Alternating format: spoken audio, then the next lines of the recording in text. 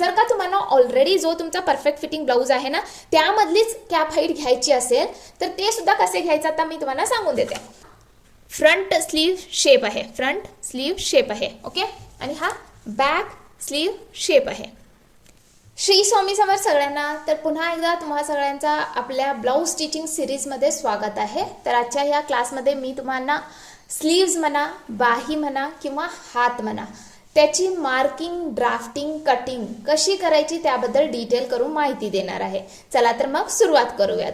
तर त्यासाठी मी इथं घेतला आहे कार्डशीट व आपले मेजरमेंट्स, त्यानंतरला मार्किंगसाठी असे मार्किंग स्केच पेन्स, त्यानंतरला इनस्टेप. तर एवढे सगळे मटेरियल्स घेऊन आता आपण काय करूयात, स्लीव्सची मार्किंग, ड्राफ्टिंग सुरू करूयात. तर पहिले मी तुम्हाला मेजरमेंट्स बद्दल माहिती देणार आहे. ओके, तर मी तुम्हाला पहिले काय करेन, मेजरमेंट्स बद्दल माहिती देईन.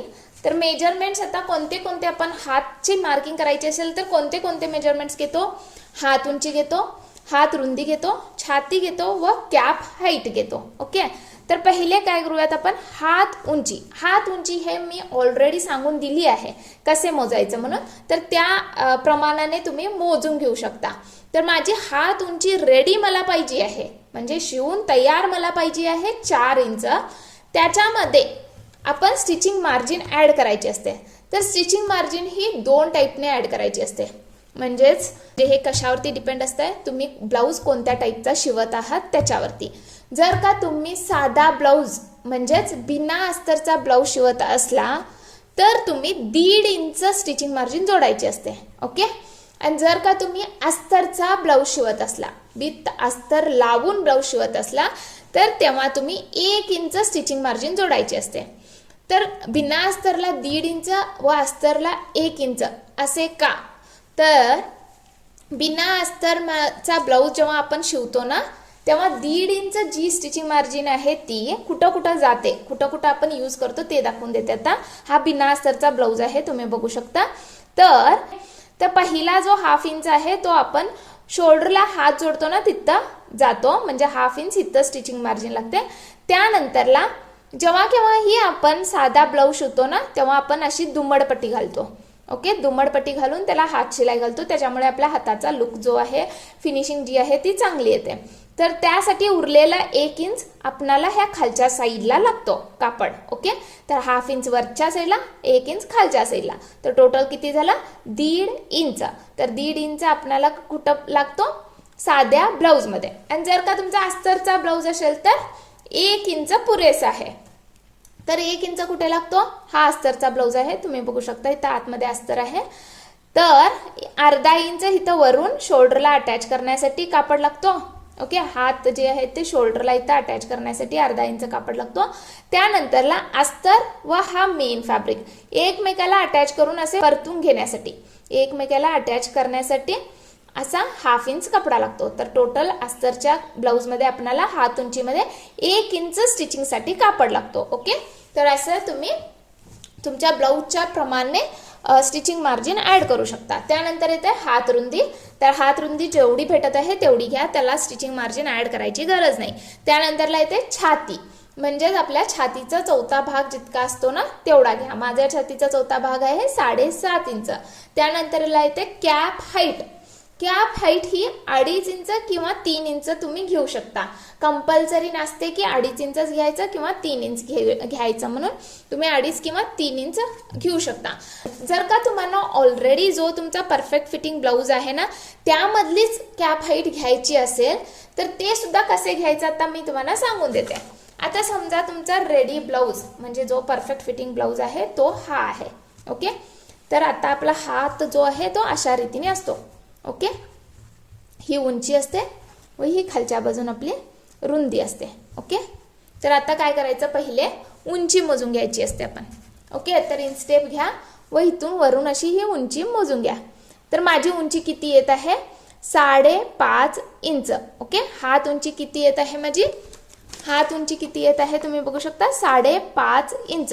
तर आता कॅप हाईट काढण्यासाठी आपण काय करायचं असतो, ह्यो खालचा भाग, हा वरचा भाग झाला. आता हा खालचा भाग सुद्धा मोजून घ्यायचा असतो. तर इथं जिथं ही शिलाई अटॅच झालेली दिसत आहे ना तिथून, इथं आय होप तुम्हाला एक शिलाई दिसत असेल, तर इथून काय करायचं, इथपर्यंत, ह्या वरतीपर्यंत मोजून घ्यायचं, ह्या एंडपर्यंत मोजून घ्यायचं. तर किती भेटत आहे मला? 3 इंच. ह्या एंडपासून ह्या एंडपर्यंत 3 इंच भेटत आहे. तर आता काय करायचं? 3 इंच असे लिहून घ्या. तर आता 5.5 इंच मध्ये 3 इंच मायनस करायचं आहे, वजा करायचं आहे. तर वजा केल्यानंतर आपणाला भेटतो 2.5 इंच. ओके, मायनस केल्यानंतर आपणाला भेटतो 2.5 इंच. तर ही झाली तुमची कॅप हाईट. ऑलरेडी ब्लाऊज जो स्टिच केलेला आहे ना त्याची हाईट ही, त्याच्यामधली कॅप हाईट. तर तुम्ही अशा रीतीने त्याच्यामधली सुद्धा कॅप हाईट मोजू शकता. आता नेक्स्ट आपण मार्किंग ड्राफ्टिंग बघूयात. तर मार्किंग करण्यासाठी काय करा, असा कार्डशीटचा तुकडा घ्या. ओके, असा मी कार्डशीटचा तुकडा घेतला आहे. तर आता काय करा, ह्याला करेक्ट असे हाफ करून फोल्ड करून घ्या. करेक्ट असे हाफ करून फोल्ड करून घ्यायचा. करेक्ट असा अर्धा भाग करून घ्यायचा. ओके, करेक्ट असा अर्धा भाग करून घ्या. तुम्ही बघू शकता उंची वगैरे सगळं इक्वली करेक्ट हाफ फोल्ड करून घ्यायचा. फोल्ड केल्यानंतर आता लक्ष देऊन ऐका, फोल्ड केल्यानंतर पॅक बाजू जी आहे, पॅक साईड, ही ओपन साईड आहे, ही पॅक साईड आहे. पॅक साईड माझ्या डाव्या साईडला आहे, ओपन साईड माझ्या उजव्या साईडला आहे. ओके, पॅक साईड माझ्या डाव्या साईडला, ओपन साईड माझ्या उजव्या साईडला. अशा रीतीने असा ठेवून घ्या. ओके, ठेवला. आता नेक्स्ट आपण काय करायचं आहे, पहिले हात उंची मार्क करणार आहोत. तर हात उंची माझी रेडी आहे 4 इंच आणि त्याला आपण स्टिचिंग मार्जिन जोडणार आहोत 1.5 इंच. बिकॉज मी हा जो ब्लाऊज शिवत आहे ना तो बिना अस्तरचा आहे, त्यासाठी मी 1.5 inch marking stitching margin add करत आहे. तर काय करा, 4 इंच प्लस अधिक 1.5 इंच म्हणजेच किती झाला, 5.5 इंच आपल्याला मार्क करून घ्यायचं आहे. तर आता हात उंची 5.5 इंच हे आपण पॅक साईड, जिथं आपला ह्याचा कार्डशीटची पॅक साईड आहे ना त्या साईडने मार्क करायची आहे. तर इनस्टेपचा स्टार्टिंग पॉईंट घ्या व असे खालून 5.5 इंचावरती मार्किंग करून घ्या. असे 2 ते 3 पॉईंट्स मार्क करून घ्या, म्हणजे तुम्हाला स्ट्रेट लाईन ड्रॉ करण्यासाठी इझी होईल. ओके, आता हे पॉईंट्स जोडून घ्या. ही आपली हात उंची झाली आहे. ओके, ह्याला एक नाव देऊन घेऊयात आता आपण, ए म्हणून. तर ही माझी हात उंची आहे. ओके, आपण काय केलं होता, हात उंची मार्क केलो आहोत.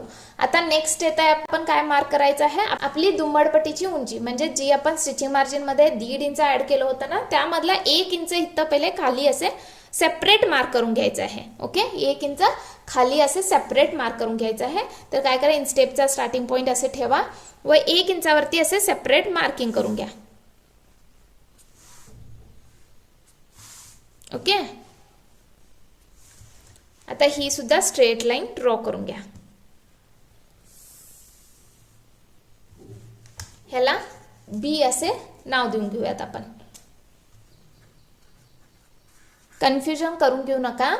पहिले काय करायचं, आपली हात उंची प्लस त्याच्यामध्ये 1.5 इंच आपण स्टिचिंग मार्जिन जोडतो ना ती ऍड करून ही लाईन मारून घ्यायची. त्या 1.5 इंच मधलंच 1 इंच इथं आपण काय करायचं, आता सेपरेटली मार्क करून घ्यायचा. बिकॉज आपल्याला दुम्बडपट्टी एवढीच मडचायची आहे, शिवते वेळी समजू दे म्हणून आपण काय करतो, इथं सेपरेटली आता ही 1 इंच मार्किंग करून घेतो, बस तेवढंच आहे. ओके, त्यानंतरला आपण मार्क करायचा आहे छातीचा 4था भाग. तर काय करा, असे हे पलटून घ्या. पलटल्यानंतर पॅक साईड माझ्याकडे आली, पॅक साईड माझ्याकडे आली, ओपन साईड इकडे आली. ओके, तर आता पॅक साईडने 7.5 इंचावरती मार्किंग करून घ्यायची आहे. जिथं आपली ए लाईन आहे ना तिथं आपण काय करायचं आहे, तर 7.5 इंचावरती मार्किंग करून घ्यायची आहे. तर आता मी इकडून, तुम्ही बघू शकता, इकडून 7.5 इंचावरती काय करत आहे, मार्किंग करत आहे. ओके, ही 7.5 इंच. तर असेच 2 ते 3 पॉइंट्स मार्क करून घ्या व त्याची स्ट्रेट लाईन ड्रॉ करून घ्यायची आहे आपल्याला. ओके, ही आपली छातीचा 4थ्या भागची लाईन झाली. ही अशी स्ट्रेट करून मार्क करून घ्या. ओके, तर ह्याला एक नाव देऊन घ्या सी म्हणून. ओके, ही झाली आपली छातीचा 4था भाग. नेक्स्ट आता आपण काय मार्किंग करणार आहोत, आता आपण स्लीव शेप देण्यासाठी मार्किंग्स करणार आहोत. ओके, तर स्लीव शेप देण्यासाठी काय करायचं आहे, हा इनस्टेपचा स्टार्टिंग पॉईंट ह्या सी पॉईंटकडे, ह्या सी पॉईंटकडे ठेवा, असे स्ट्रेट ठेवून घ्या, म्हणजेच आपला 7.5 इंच छातीचा 4था भाग येईल. तर जस्ट काय करा, आता हा इकडून उचला व जस्ट असे ते फोल्ड करून घ्या, इथं फोल्ड करून घ्या. फोल्ड केल्यानंतर करेक्ट असे ह्याला फोल्ड करून घ्या. फोल्ड केल्यानंतर इथं जो पॉईंट भेटत आहे ना, हा आपला मिड पॉईंट झाला, म्हणजे मध्यबिंदू झाला. ह्या लाईनचा मध्यबिंदू झाला. ओके, तर ह्याला एक नाव देऊन घ्या डी म्हणून. ओके, ह्याला मी डी म्हणून नाव दिलं आहे. आता काय करा, सेम परत इनस्टेपचा स्टार्टिंग पॉईंट इथं घ्या आणि परत असे फोल्ड करून घ्या. ओके, फोल्ड करून इथं परत अजून एक मार्किंग. ओके, आता हे दोन्ही पॉईंट्स काय करूयात आपण, असे स्ट्रेट लाईन करून जोडून घेऊयात. असे स्ट्रेट लाईन ड्रॉ करून जोडून घेऊयात. ओके, आता जोडून झाले. आता नेक्स्ट काय करायचं आहे, आपली कॅप हाईट मार्क करायची आहे. Okay, cap height. तर काय करा, डी पॉईंट कडून 2.5 इंचावरती अशी मार्किंग करून घ्या. 2.5 इंच जिथं येत आहे ना अशी. ओके, ह्या डी पॉईंट वरती, डी लाईन वरती 2.5 इंचावरती मार्किंग करून घ्यायची. आता हे स्ट्रेट असेच 2 ते 3 पॉईंट्स मार्क करून घ्या. ओके, आता हे सगळे पॉइंट्स जोडून घ्या. आता हे सगळे पॉइंट्स असे जोडून घ्यायचे. ओके, आता जोडल्यानंतर इथे एक तुम्हाला बॉक्स तयार झालेला दिसत असणार. ओके, आता काय करत आहे मी, हे असे फिरवून घेत आहे. बॅक साइड ह्या साइडला आहे, ही बॅक साइड आहे, ही ओपन साइड आहे. ओके, तर असा एक बॉक्स तयार झाला असेल. तर आता काय करा, डी पॉइंट वरती, बॅक साइड ह्या साइडला आहे डाव्या साइडला. आता डी पॉइंट वरती अशी इनस्टेप ठेवा व ह्या डी पॉइंट म्हणजेच आपला कॅप हाईट असतो, ह्याचे करेक्ट 3 भाग करून घ्या. 3 भाग करून घ्या. एक्झॅक्टली करेक्ट नाही आले तरी चालतंय, तुम्ही अंदाजे 3 भाग करू शकता. ओके, तर आता मी इथं अंदाजे ह्याचे 3 भाग करून घेत आहे. तर हा एक भाग व हा एक भाग, असे 3 भाग करून घेतली आहे. ओके, हा एक पार्ट, हा एक पार्ट तुम्हाला क्लिअरली दिसत असेल.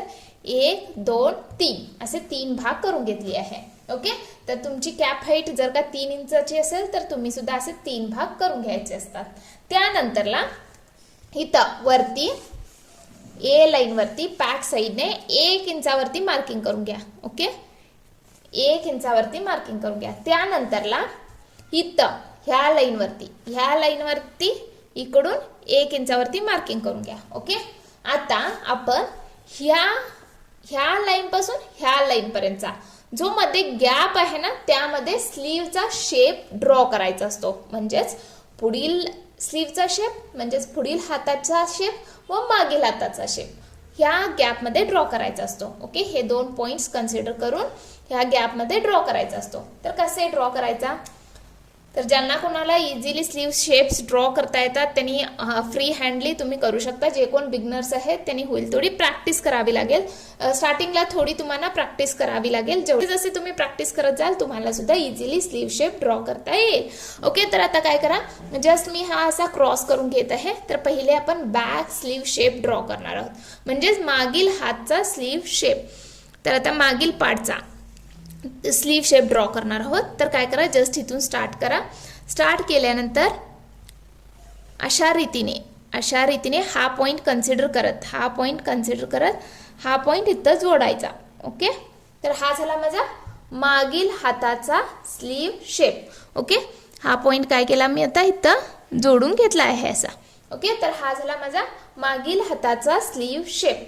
आता फ्रंट स्लीव शेप ड्रॉ करायचा आहे. तर फ्रंट कसे करायचा, जस्ट इथूनच सुरुवात करायची व हा जर का तुमचा पॉइंट कन्सिडर होत असेल, त्यामध्ये येत असेल तर घ्या, न येत असेल तरी चालेल. जस्ट ह्याला कन्सिडर करत असा स्लीव शेप ड्रॉ करून घ्या. ओके, तर हा झाला माझा फ्रंट स्लीव शेप. ओके, तर तुम्ही बघू शकता आपला स्लीव शेप किती छान आला आहे. हा मागील स्लीव शेप आहे, हा समोरील स्लीव शेप आहे. तर अशा रीतीने तुम्ही स्लीव शेप ड्रॉ करायचा असतो. आता नेक्स्ट काय करा, ह्या बी लाईन वरती ह्या साईडने 1 इंचावरती मार्किंग करून घ्या. ह्या साईडने 1 इंचावरती अशी एक मार्किंग करून घ्या. ओके, आता हा पॉइंट व हा पॉइंट जोडून घ्या. आता काय करायचा, हा पॉइंट व हा पॉइंट असे जोडून घ्यायचा व हा पॉइंट व हा पॉइंट इथं ह्या कोपऱ्यामध्ये असे जोडून घ्यायचा. ओके, तर आता आपला पूर्ण स्लीव शेप रेडी आहे. तुम्ही बघू शकता आपला पूर्ण स्लीव जो आहे तो रेडी झाला आहे. आता आपण काय करूया, कटिंग करूया. तर कटिंग करण्यासाठी काय करायचं आहे, पेपर कट करण्याची कात्री घ्या व जसे जसे मी दाखवत जाते तसे तसे आता कटिंग करत जाऊयात. तर पहिले ह्या लाईन पासून इथं व इथून इथं आपण कट करून घेऊयात. तर जस्ट असं क्रॉसमध्ये कात्री पकडा व अशा रीतीने हे कट करून घ्या. इथं इथपर्यंत आल्यानंतर आता काय करा, वरती शेप दिसत आहे ना तो कट करायचा. आतमधला शेप नाही पकडायचा, वर शेप आहे ना तो कन्सिडर करून कट करत जायचा. तर अशा रीतीने वरच्या भागचा शेप असा कट करून घ्या.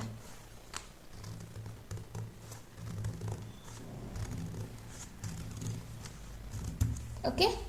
तर आता आपला वरच्या भागचा स्लीव शेप कट करून झाला आहे. तर मागील भागचा स्लीव शेप आपला कट करून झाला. आता काय करायचा, हा ओपन करून घ्या. ओपन केल्यानंतर तुमचा हात आता असा दिसेल. ओके.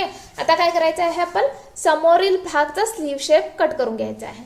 तर समोरील भागचा फक्त एकच पेज पकडायचा, असा डबल नाही पकडायचा, फक्त असं सिंगल पेज पकडून कट करायचं असतं. ओके. सिंगल भाग पकडून कट करायचं असतं. तर आता मी हा स्लीव शेप जसा आहे तशी कट करत जात आहे. ओके.